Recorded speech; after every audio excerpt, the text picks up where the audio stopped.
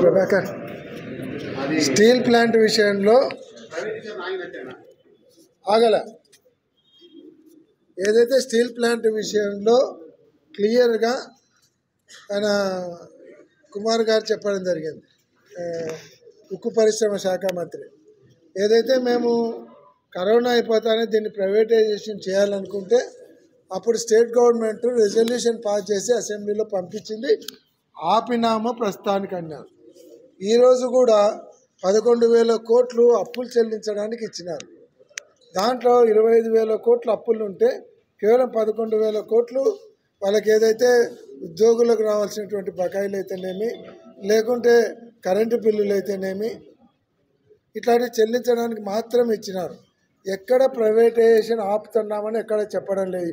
మొన్న ప్రెస్ మీట్లో కూడా ఆ మాట చెప్పలేదు, ఆపుతున్నామని. సెకండ్, ఇప్పుడు ఉద్యోగులను తగ్గిస్తున్నారు. రిటైర్మెంట్ అయిన తర్వాత రిక్రూట్మెంట్ లేదు.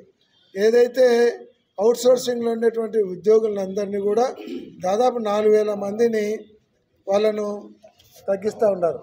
వాలంటరీ రిటైర్మెంట్ మీద దాదాపు 3,000 మందిని తగ్గిస్తూ ఉన్నారు. అంటే ఎప్పుడైతే ఒక ప్లాంట్ను మూయాలనుకున్నారో దాంట్లో ఉద్యోగులను తగ్గించి నష్టం చూపించి మూయడానికి. అంటే ఎవరైనా సరే ఒక కుక్కను చంపాలంటే దానికి పిచ్చి పట్టింది, పిచ్చి కుక్క అని అట్లా ప్రచారం చేసి అట్లా దాన్ని నిర్వీర్యం చేసి మూయడానికి ప్రయత్నం చేస్తున్నారు తప్ప ఈరోజు కూడా ఏ మినిస్టర్ కానీ, ఉక్కు శాఖ మంత్రి కానీ, మొన్న విశాఖపట్నం వచ్చినటువంటి ప్రధానమంత్రి కానీ మేము 11,000 కోట్లు ఇచ్చామని చెప్పినారు తప్ప మేము ఎక్కడా ప్రైవేటీకరణ చేయడం లేదు, భయపడొద్దని చెప్పలేదు.